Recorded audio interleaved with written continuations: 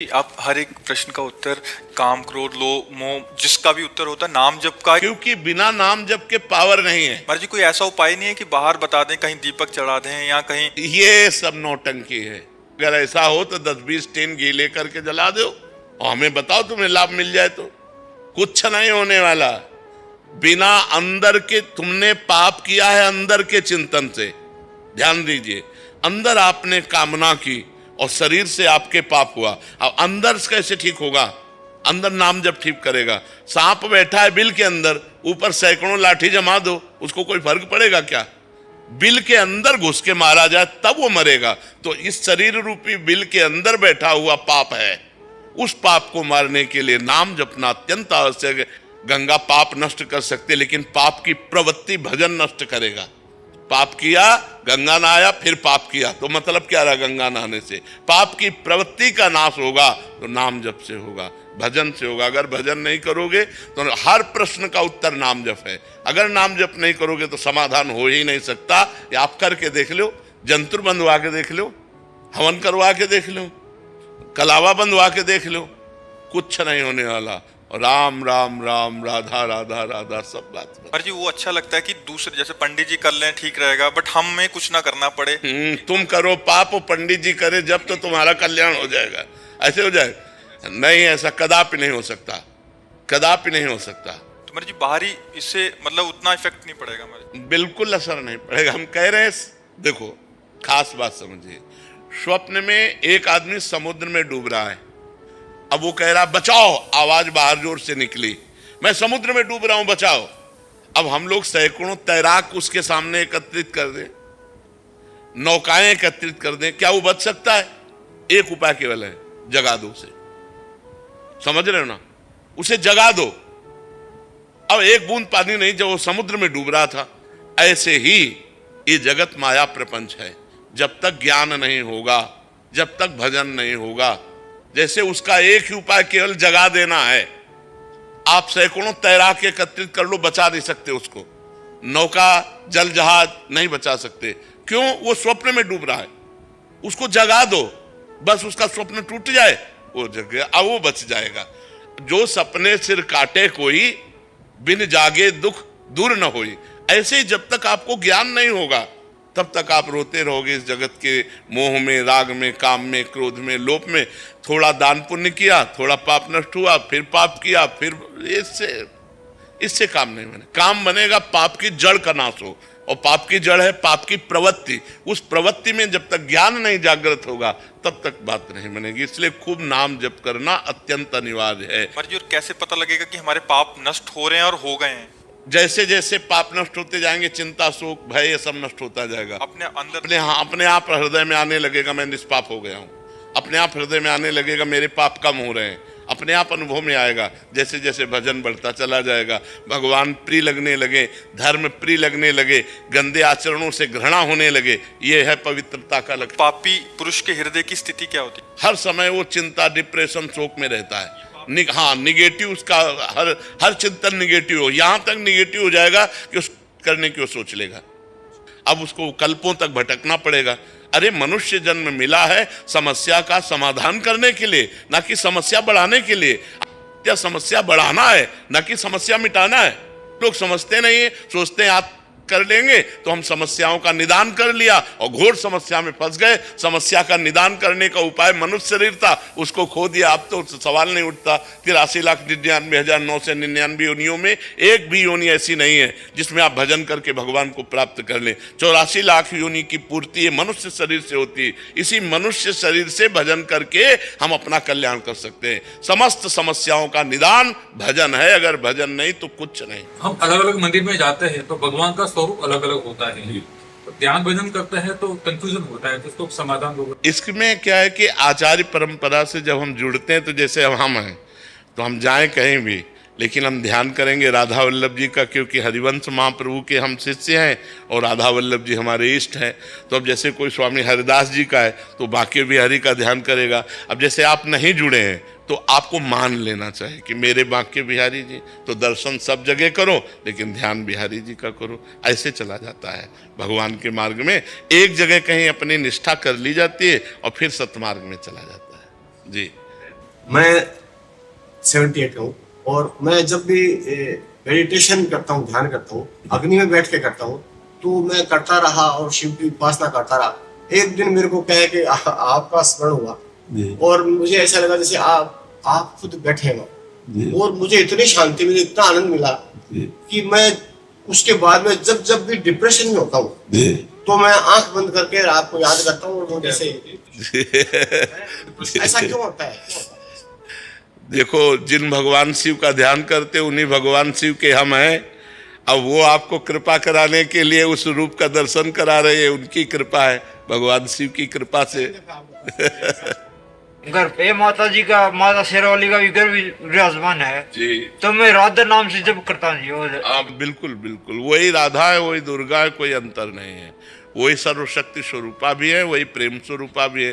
प्रेम स्वरूपा में राधा है, शक्ति स्वरूपा में दुर्गा है। महाराज जी, कभी ऐसी परिस्थितियां उत्पन्न हो जाती हैं कि हमारे द्वारा बनाया गया दैनिक नियम था जो नाम जप का, तो पूरा नहीं हो पाता। ऐसे में नियम भंग होने के कारण हमें नाम जप का पुण्य प्राप्त हो सकेगा या नहीं? अगले दिन फिर हम प्रयास, जैसे आपका 11 माला का नियम है, आज आपने 2 माला जप किया तो अगले दिन की 11 प्लस 9। अगर आपका 5-6 दिन छूट जाता है तो 4-4 माला बढ़ाते चले जाइए रोज दिनचर्या में और उनको पूरा कीजिए। इससे हमारा भजन बढ़ेगा, इससे हमारा सुकृत बढ़ेगा, इसमें हमारा मंगल होगा। नियम निष्ठा नहीं तोड़नी चाहिए। मतलब किसी समस्या में हम फंस गए, अब 10 दिन हमसे हमारी दिनचर्या नहीं हो पाई, तो अब हम 11वें दिन, मान लो 11 माला, तो 11 माला और 5 माला एक्स्ट्रा करते हैं। अब तब तक हम 5 माला एक्स्ट्रा करते चले जाएंगे जब तक हमारा 10 दिन का वो पूरा कवर नहीं हो जाएगा। ऐसे भजन किया जाता है। गृहस्थी में समस्याएं आ सकती हैं कि आप नियम पूरा नहीं कर सकते, तो उसको अगले दिन पूरा कीजिए, उसके अगले दिन पूरा कीजिए, 3 दिन में 4 दिन में उसकी कमी को पूरी कीजिए। समझ पा रहे हैं? महाराज जी, नौकरी लगने से पहले मेरी भगवान में आस्था बहुत थी, जिससे मुझे नौकरी भी मिल गई, वैसे ही मेरी श्रद्धा से शादी भी हुई, बच्चा भी हो गया। अब धीरे धीरे महाराज जी आस्था और मतलब भजन कम क्यों होता चला जा रहा है? उसे बढ़ना चाहिए, भजन तो बढ़ना चाहिए। हमारी जब कामनाओं की पूर्ति होती है तो हम उसमें लिप्त हो जाते हैं, भजन को छोड़ देते हैं। जिनके कारण कामनाओं की पूर्ति हुई उस कारण को छोड़ देते हैं और क्रिया पर आसक्त हो जाते हैं। पत्नी, पुत्र, परिवार मनोनुकूल मिल गया, भूल गए भगवान को। इसलिए हमें चाहिए कि हम अपना भजन और बढ़ावें, क्योंकि ये चीजें स्थायी नहीं है, ये स्थायी नहीं है। नौकरी भी छूट सकती है, पत्नी भी पधार सकती है, पुत्र भी पधार सकता है, आप भी पधार सकते हैं। ये मृत्यु लोक है, नाशवान है। फिर क्या हाथ लगेगा?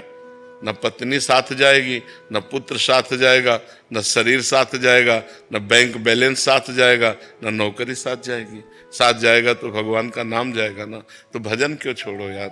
भजन तो बहुत भाग्य से करने को मिलता है। यदि थोड़ा भी मन भजन में लग रहा है तो उसको और बढ़ाना चाहिए, उसको छूट नहीं देनी चाहिए। भजन हो ना हो चलेगा, ऐसा नहीं, ठीक है भजन करो। महाराज जी, मेरा प्रश्न है कि हम अपने हर कार्य, हर परिणाम के लिए खुद को भगवान के चरणों में समर्पित कर देते हैं, तो क्या ये समर्पण हमें आलस्य प्रदान तो नहीं कर देगा? नहीं, कैसी बात करते हो? भगवान का समर्पण वीरता प्रदान करता है कि आलस्य? भगवान के चरणों में समर्पण कर देने का मतलब सर्व मंगलमय, और वो बहुत धन्यवाद है कि आप हर क्रिया को भगवान के चरणों में समर्पित करके करें। अगर ऐसा कुछ है कि भगवान सब कर देंगे, हम पापाचरण करते हैं, फिर गलत बात है, ये कायरता होगी। हम गंदे आचरण कर रहे हो, भगवान की कृपा से हमारा मंगल हो जाएगा, ऐसा कैसे हो रहा है? हम अच्छे कार्यों का संकल्प करते हैं पर भगवान की शरण में होकर कि प्रभु अब आप देख लीजिए, अब मैं सतमार्ग में चल तो रहा हूं पर मैं चलने लायक नहीं हूं, ना मैं इंद्रिय विजयी हूं, ना मैं काम विजयी हूं। प्रभु पर भरोसा आपका है कि आप मुझे जिता दोगे, आप मुझे निकाल दोगे, तो निकल जाएंगे। फिर भगवान की कृपा, ऐसे चला ही जाता है। ऐसे ही अहंकार करके थोड़ी सतमार्ग में चला जाता है कि मैं ऐसा कर लूंगा, नहीं, भगवान की कृपा से हो जाएगा। प्रयास हमारा, सफलता भगवान की कृपा, ऐसे चला जाता है। महाराज जी, अगर भगवान के समक्ष किया गया संकल्प पूरा ना कर पाए तो प्रभु क्षमा कर देते हैं? अरे हम बच्चे हैं, हमारा क्या संकल्प? हमसे तो गलतियां होती ही रहेंगी, हमसे तो त्रुटि होती रहेंगी, पर प्रयास करें, जो हम नियम लें उसको पूरा करें, प्रयास करें। अगर हम प्रयास में असफल होते हैं तो भगवान नाराज क्यों होंगे? वो बहुत गंभीर पिता हैं, वो उदार शिरोमणि पिता हैं, हम उनके बच्चे हैं। बच्चों से त्रुटि हो जाए तो पिता नाराज थोड़ी होते हैं, वो तो बहुत बड़े हैं, बहुत कृपालु हैं, बहुत उदार हैं। पर हमें चाहिए कि हम जो नियम लें, जो संकल्प करें, उसे पूरा करना चाहिए। ऐसे सहसा संकल्प नहीं लेना चाहिए, लेकिन जो संकल्प ले उसे पूरा करें। अगर नहीं कर पाते हैं तो भगवान से निवेदन करें, प्रार्थना करें कि प्रभु हमें बल दो, मैं उस संकल्प को पूरा करूं। बकाया उसमें कोई हानि नहीं है कि कोई हानि हो जाएगी। वो मंगल भवन अमंगल हारी है, कभी अमंगल तो कर ही नहीं सकते। महाराज जी, भगवत गीता में श्री कृष्ण जी ने कहा है कि न मैं भक्तः प्रणश्यति, अर्थात मेरा भक्त का कभी नाश नहीं होता। तो क्या सभी नाम जप से भगवत धाम को प्राप्त हो जाएंगे? हाँ, लेकिन सभी नाम जप करते कहाँ हैं? सभी भगवान के आश्रित कहाँ हैं? गीता जी में लिखा है कि जो दुष्कृति है, मूढ़ है, नराधम है, वो मेरी शरण में नहीं आते। रामचरितमानस में लिखा है, पापवंत कर सहज स्वभाऊ, भजन मोर ते भाव न काऊ, जो पे दुष्ट हृदय सोई होई, मोरे सन्मुखाव की सोई। तो सब कहाँ नाम जप करते हैं? सब कहाँ भगवान के शरण में? अगर ऐसा हो तो विश्व मंगल स्वरूप हो जाए, अभी राम राज्य छा जाए। यदि हम भगवान के शरणागत होकर पापाचरण का त्याग करके नाम जप करें, अभी हमारा मंगल हो जाए, अभी हमारा कल्याण हो जाए। राधे राधे राधे महाराज जी। महाराज जी, आप कह रहे हैं कि आपने किसी को कंठी माला का फल बताया और पहना दी, बाद में उसने उतार के महाराज जी मांस मदिरा खाने लग गया, तो महाराज जी उसकी दुर्दशा तो है, मेरे को तो पाप नहीं लगेगा महाराज जी? मैंने तो उस समय वैसे हमें लगता है ये क्रियाएं अपने द्वारा नहीं होनी चाहिए, अपने को समर्थ नहीं समझना चाहिए, ये संतों के द्वारा होनी चाहिए, गुरुजनों के द्वारा कोई ऐसा भाव दिखाई देता है तो हम किसी संत के पास ले जाते हैं, उसकी सामर्थ्य से उसका कल्याण होगा। अब हम कंठी माला उसको पहना दें, ऐसा ठीक नहीं है। किसी संत के हाथ से कंठी माला पहनवाएं तो भगवान का संबंध, भगवान की प्रार्थना से वो निर्वाह हो जाएगा। अभी आप में खुद सामर्थ्य नहीं है, आपने कंठी माला पहना दी, उतार के फेंक के मनमानी आचरण करने लगा, तो फिर ठीक नहीं है। महाराज जी, मैं वृंदावन आता हूँ ना, तो कहते हैं कि आप माँ से कंठी माला लियो। ऐसे ही कंठी माला कोई ऐसे खिलवाड़ चीज है क्या? कंठी माला तुम्हें पहनना है तो किसी संत की शरण में चलो, वो अपने हाथ से कंठी माला दे, तब धारण किया। ऐसे थोड़ी बाजार से खरीदा और पहन लिया, ऐसे थोड़ी, ऐसे नहीं। ये भागवती का तभी उसका कल्याण नहीं हुआ, तभी वो फिर अपने गंदे आचरणों में चला गया। नहीं, कंठी माला का प्रभाव है, जिनके गलों में कंठी बंध गई, हमें लगता है कि वो जीवन में शराब नहीं पिएंगे, मांस नहीं खाएंगे, गलत आचरण नहीं करेंगे, डरेंगे कि हमने कंठी बांध रखा है। डर लगता है, जैसे कंठी बांधे ना तो डर लगता है कि यार हम तिलक लगाएं, कंठी बांधें, भगवान के विरुद्ध आचरण कैसे करें। लेकिन जो मनमानी तो फिर बाजारू, तो बाजार से खरीद लिया, पहन लिया, उतार दिया, फेंक दिया, कोई मतलब नहीं। रिश्तेदार है, बस से कंठी माला पहनी, 2 दिन बाद उतार दी। हाँ, वो संसार के ऐसे। मरीज को भगवान का स्वरूप मान करके सेवा कीजिए और नाम जप कीजिए। जितनी प्रवीणता है, अर्थ की प्रधानता न रख करके जन सेवा की भावना से आए हुए मरीज पर भगवत भाव कीजिए और खूब सेवा, इसी से भगवत प्राप्ति हो जाएगी। आपने बोला था कि वो जो राधा जी का 28 नाम लेना है, तो घर से निकलते पहले 28 नाम लेते हैं, और वो जो 5 भक्तों का नाम लेते हैं। हाँ, बहुत सुंदर। कभी एक्सीडेंट नहीं, पक्का भक्ति भक्त भगवंत गुरु चतुर नाम बपु एक, इनके पद बंधन के नासत विघ्न अनेक। जिते विनायक शुभ शुभ विघ्न करे नहीं कोई, विघ्न करे नहीं कोई, डरे कलिकाल कष्ट भय, हरे सकल संताप हरस, हरिनाम जपत जय। उसकी कभी पराजय नहीं हो सकती। हाँ, खूब मंगल में। ये मोदी जी के भाई हैं, इनको दर्शन की बहुत अभिलाषा थी। तो माँ के साथ रहने का मुझे सौभाग्य प्राप्त हुआ था। हाँ, 2 साल पहले शरीर छोड़ दिया माता जी जी, बहुत सुंदर। और नाम जप करते रहिएगा, नाम जप कर, खूब नाम जप कीजिएगा। भगवत आराधना ही जीवन का परम लाभ है। बहुत स्मरण। हाँ, लेकिन उस प्रवृत्ति को भी भगवत अर्पण कर दे।